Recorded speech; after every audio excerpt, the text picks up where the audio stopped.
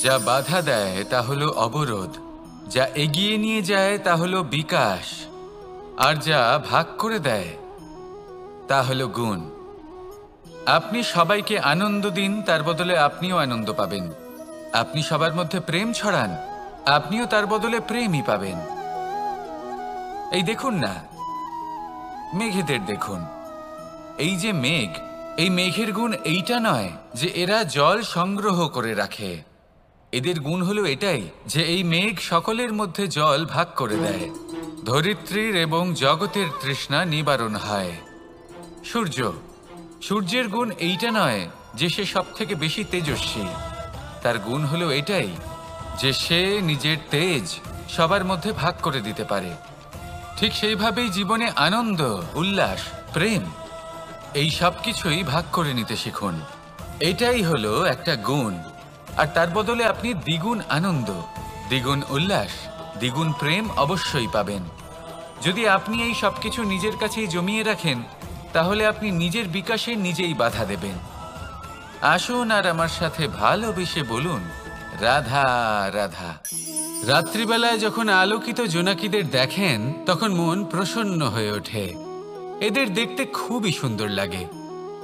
আর এমন ঠিক কেন হয়? প্রথম হলো এটাই যে রাতের বেলায় চতুর্দিক অন্ধকারাচ্ছন্ন থাকে।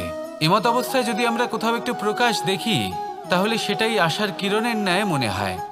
সেই প্রকাশই আমাদের মন প্রসন্ন করে তোলে। আর সেই জন্য যে সকল মানুষ রাতের বেলায় কোনো জোনাকি দেখতে পান, তারা প্রসন্ন হয়ে যান। এবার কখনো কখনো জীবনে আমাদের মনে হয় যে চতুর্দিকে শুধুমাত্র অন্ধকারই হয়ে আছে। প্রত্যেকেরই তা কখনো মনে হয়। আর তখনই আমাদের নিরাশ হলে চলবে না, আমাদের দুঃখী হলে চলবে না। সেই সময় আমাদের খুঁজতে হবে নিজেদের আশেপাশে, চতুর্দিকে আর কোথাও না কোথাও আমরা প্রকাশ অবশ্যই দেখতে পাব। আশার একটা কিরণ অবশ্যই দেখতে পাব। কেউ এমন একটা কর্ম করেন যেটা দেখে আমরা প্রেরিত হয়ে যাই।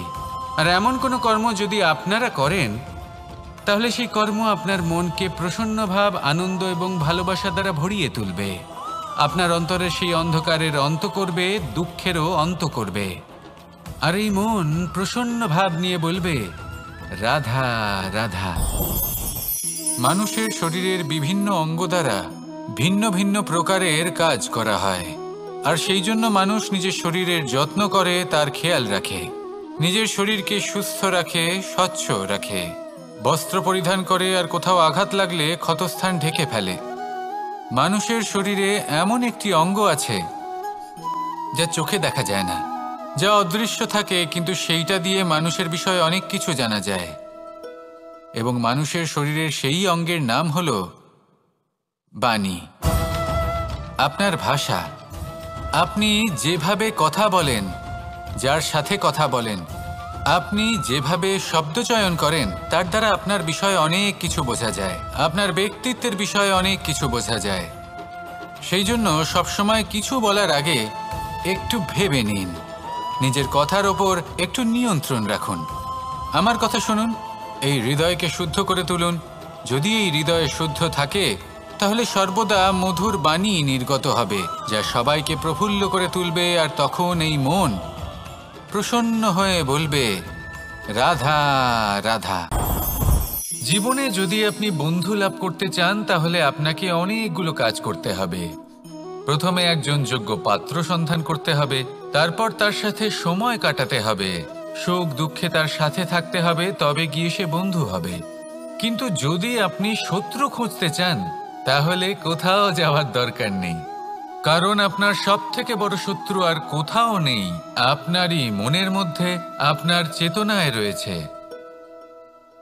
ক্রোধ, মোহ, লোভ, কাম, মদ, মাৎসর্য।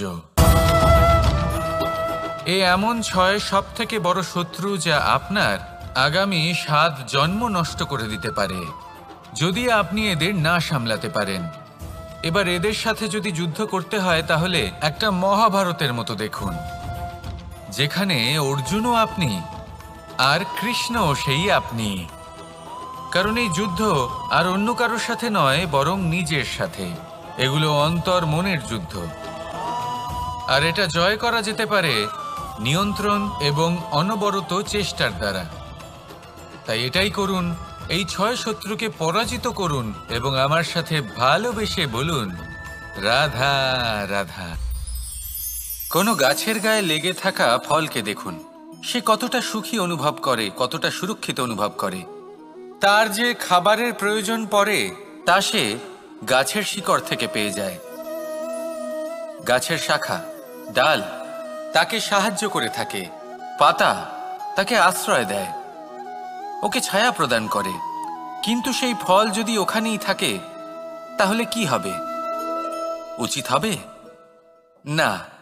ওই ফলকে ছেড়ে পড়ে যেতে হবে, মাটিতে পড়তে হবে, সেটা ফেটে যেতে হবে, নিজের বীজকে মাটির নিচের অন্ধকারে পৌঁছে দিতে হবে।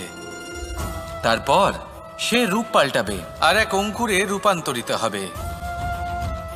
অঙ্কুর যা বৃক্ষে রূপান্তরিত হবে, বৃক্ষ যা অনেক ফলকে জন্ম দেবে। সেইভাবেই আপনি জীবনে যদি মহান কিছু করতে চান, শ্রেষ্ঠ কোনো কাজ করতে চান, তাহলে আপনাকে সুরক্ষা ক্ষেত্র থেকে বেরিয়ে আসতেই হবে আর কর্ম করতে হবে। দেখুন, সোনাকেও কুন্দন হবার জন্য তপ্ত হতে হয়, আপনাকেও মহান হবার জন্য কর্ম তো করতেই হবে। তাই কর্ম করুন, মহান হয়ে উঠুন আর আমার সাথে ভালোবেসে বলুন, রাধা রাধা। সঙ্গীত হলো আমার অত্যন্ত প্রিয়। আমার বাঁশির সুর আমার মনের শান্তি এবং ভালোবাসার প্রতীক। সেই জন্য যে ব্যক্তি আমার বাঁশির সুর শোনেন তিনিও সেই শান্তি এবং ভালোবাসা অনুভব করতে পারেন। শুধু এটাই তো শিখতে হবে। আমরা জীবনে যখনই কোনো কর্ম করি তখন মনের মধ্যে ইতিবাচক বোধ থাকা উচিত, মনে ভালোবাসা থাকা উচিত। এটা হলো অত্যন্ত গুরুত্বপূর্ণ। যদি আপনার মনের ভেতরে ঘৃণা, বিদ্বেষ, ক্রোধ, ঈর্ষা এইসব বোধ থাকে এবং আপনি কোনো কর্ম করেন, তাহলে আপনি এই আবেগগুলোই সংসারে ছড়িয়ে দেবেন। আপনার আশেপাশের মানুষজন এই বোধ অনুভব করবেন, এগুলোই অনুসরণ করবেন, আর এই সব আবেগই আপনি আশেপাশে দেখতে পাবেন। তার বদলে যদি মনের মধ্যে ভালোবাসা থাকে, ইতিবাচক বোধ থাকে, সত্যের প্রতি শ্রদ্ধা এবং করুণা থাকে, তাহলে এই সকল আবেগ আপনি সংসারের মধ্যে ছড়িয়ে দেবেন, আর সেটাও মানুষ অনুভব করবেন এবং এগুলো অনুসরণ করবেন। আপনার আশেপাশে আপনি কোন আবেগ দেখতে চান সেই নির্বাচন আপনারই। আপাতত আসুন আর আমার সাথে ভালোবেসে বলুন, রাধা রাধা। এই বৃহৎ বৃক্ষকে দেখুন, অত্যন্ত শক্তিশালী বৃক্ষ।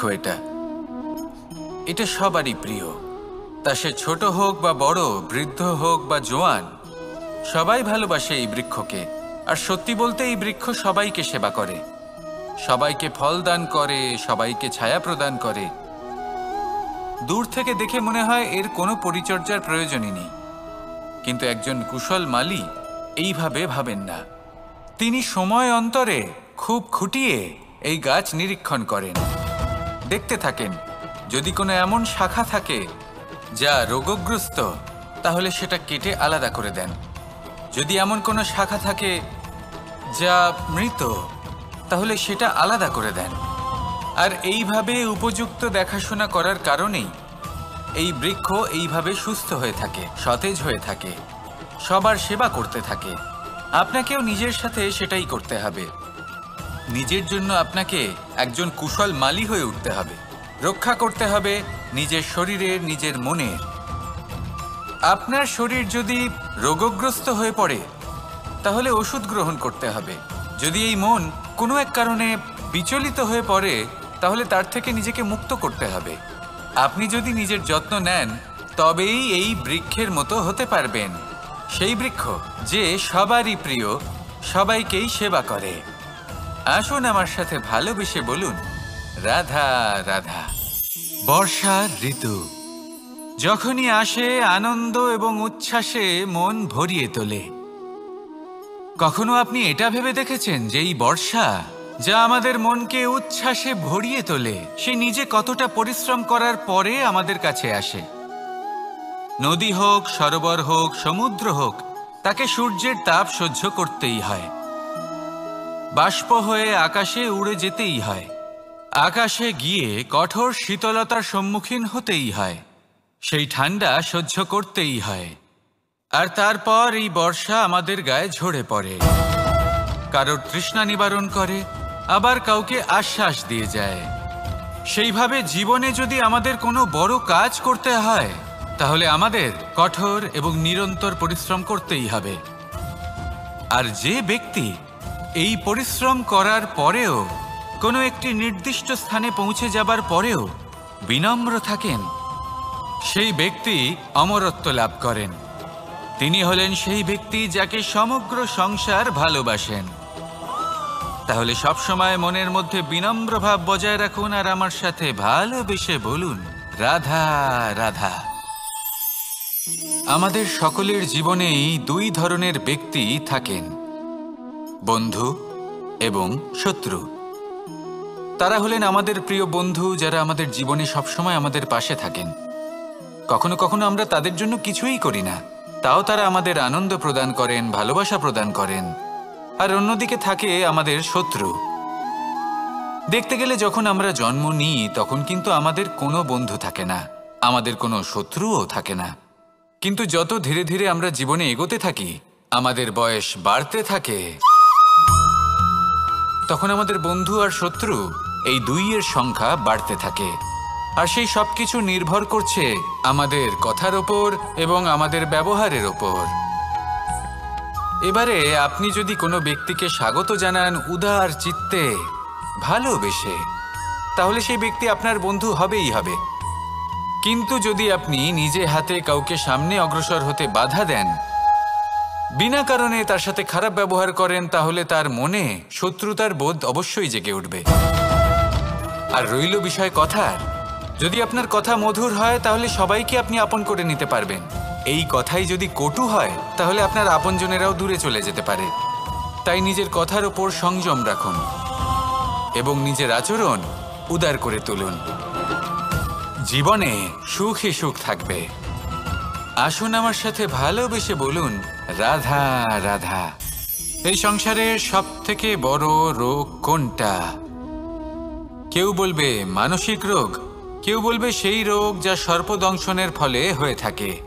এই সংসারে ভিন্ন ভিন্ন ধরনের রোগ আছে এবং তার সাথে ভিন্ন ভিন্ন ধরনের যন্ত্রণাও রয়েছে। এমন একটা রোগ আছে যা চোখে দেখা যায় না, যা আপনার শরীরে কোনো দাগ রেখে যায় না, কিন্তু আপনার আত্মাকে পর্যন্ত ক্ষত বিক্ষত করে, অসুস্থ করে তোলে, বিনাশ করে দেয় আপনাকে এবং তার সাথে আপনার আত্মাকেও। এই অসুখের নাম হলো লালসা। লালসা, যে কর্ম সাধন করেছেন তার থেকে বেশি ফল লাভ করার আশা। লালসা, যা আজ আছে তার থেকে অনেক বেশি লাভ করার ইচ্ছে। এই ইচ্ছে এই সংসারে সবার থেকে এগিয়ে থাকার আপনাকে প্রেরণা যোগাবে, কিন্তু তার জন্য আপনাকে অপরাধযোগ্য কাজ করতে উৎসাহিত করবে। আপনার বন্ধু, আপনার আত্মীয়, আপনার পরিবার, এই সবার থেকে আপনি কখন দূরে চলে যাবেন আপনি বুঝতেই পারবেন না। উচিত অনুচিত কোনটা, ধর্ম অধর্ম কোনটা, সব ভুলে যাবেন আপনি। সেই জন্য মনে রাখবেন, নিজের জীবনে যদি আপনি লালসার থেকে নিজেকে দূরে রাখতে পারেন, তাহলে এর অর্থ হলো যে আপনি এই সংসারের সব থেকে বড় অসুখের ওপর বিজয় লাভ করেছেন। আসুন আমার সাথে ভালোবেসে বলুন, রাধা রাধা। বন হলো আমাদের সবারই প্রিয়। সেখানকার সৌন্দর্য, শান্তি, সেখানকার পরিবেশ আমাদের সকলের ভালো লাগে এবং সেখান থেকে আমরা কাঠ পাই, যা সংসারে আমাদের জীবনে আমাদের খুব সহায়ক হয়ে ওঠে। এর দ্বারা আমরা অনেক কিছুই প্রাপ্ত করতে পারি, অনেক বাদ্যযন্ত্র আমরা লাভ করতে পারি। এর অনেকভাবে প্রয়োগ সম্ভব। কিছু কাঠ অত্যন্ত সুগন্ধি হয় যা আমরা ঈশ্বরকে নিবেদন করি, যেমন চন্দন। এবার ভাবুন, একজন অসাবধানী ব্যক্তি, তার হাত থেকে ছোট্ট একটা আগুনের ফুলকি যদি সেখানে পড়ে, তাহলে তা সমগ্র বনকে ভস্ম করে দিতে পারে। আর যখন এই আগুন ছড়িয়ে পড়ে তখন তা কাউকে রেহাই দেয় না। অন্য বৃক্ষকে নয়, পাতাকে নয়, ফলকে নয়, কাঁটাকে নয়, কাউকে নয়, পথে যাকে পায় তাকেই ভস্ম করে দেয়। এই ছোট্ট আগুনের ফুলকি। কিন্তু এই ছোট্ট আগুনের ফুলকি সবার আগে কাকে ভস্ম করে? সেই সকল ছোট ছোট শুকনো পাতা, সেই ছোট ছোট গাছের ডাল। ঠিক সেইভাবেই আপনার জীবনে একজন খারাপ ব্যক্তি এসে হয়তো আপনার সমগ্র জীবন ধ্বংস করে দিতে পারে। আর আপনার এই জীবনে এই ছোট ছোট শুকনো পাতা এবং এই ছোট ছোট শুকনো কাঠ আপনার ছোট ছোট স্বার্থ। আপনার স্বার্থের দ্বারা এই অশুভ ব্যক্তি আপনার মনে অশুভ আবেগ বাড়িয়ে তুলবে এবং আস্তে আস্তে আপনার জীবন শেষ করে দিতে পারে। তাই মনে রাখবেন, এই জীবন অমূল্য। আপনি হলেন অমূল্য।